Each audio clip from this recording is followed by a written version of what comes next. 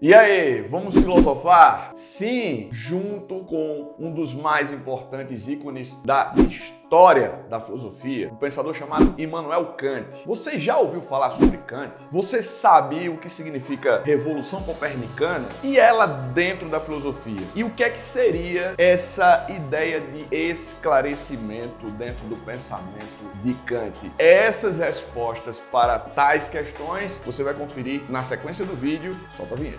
You know that this right here forever. And there will be no surrender.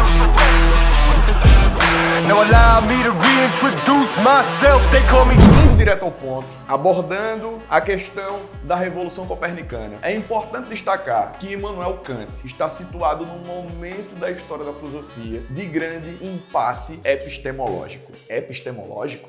Aí a gente precisa traduzir essa palavra. Epistemologia vem de episteme no grego, que significa conhecimento. Comumente, a palavra epistemologia aparece em livros didáticos e até em questões de concursos e vestibulares no próprio Enem como teoria do conhecimento. Seria a forma com que um determinado filósofo ou uma determinada corrente vai defender que o ser humano chega até o conhecimento. Então, no momento em que Kant está desenvolvendo ali a sua filosofia, ele está diante de um grande embate entre racionalistas e empiristas. Isso é importante. Os racionalistas vão defender o protagonismo da razão nesse processo de construção do conhecimento. Já os empiristas vão defender a importância da experiência, dos sentidos, da percepção humana. Muito embora as duas correntes não negligenciem o papel que o outro elemento acaba desempenhando. Ou seja, os racionalistas não desprezam os sentidos, embora desconfiem, e os empiristas não desprezam a razão, embora coloquem a experiência como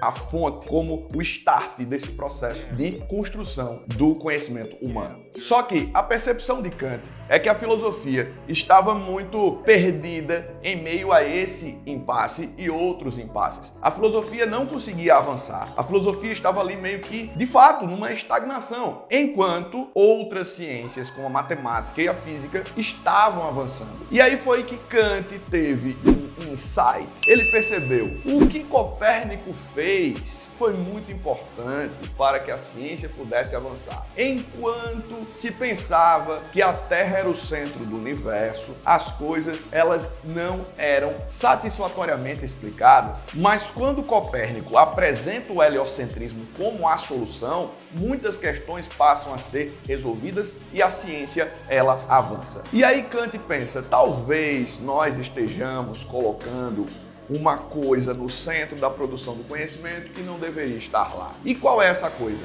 O objeto. Então preste atenção nisso. Kant efetua uma revolução copernicana na filosofia na medida em que ele contesta que os objetos estejam no centro do conhecimento e o sujeito fique na órbita. Ele vai dizer, não temos condições de contemplar o objeto na sua totalidade. Não se trata de um esforço do sujeito em orbitar ao redor do objeto para tentar decifrá-lo, porque nós não temos acesso à coisa em si. E aí vem uma outra coisa a ser traduzida. O que é essa tal coisa em si? Kant vai dizer que os objetos não podem ocupar o centro da produção do conhecimento porque nós não temos a capacidade, mesmo orbitando em todas as perspectivas, em todos os ângulos, fazendo todos os movimentos, nós não temos condições de contemplar o objeto como ele é. A gente simplesmente não vê a realidade como ela é. Nós não temos acesso ao nômeno, ou coisa em si, ou realidade objetiva. Nós temos acesso aos fenômenos. Então, a gente não vê o mundo como ele é, mas a gente vê o mundo do nosso jeito. Cada um de nós atua como se fosse uma câmera de uma perspectiva e ângulo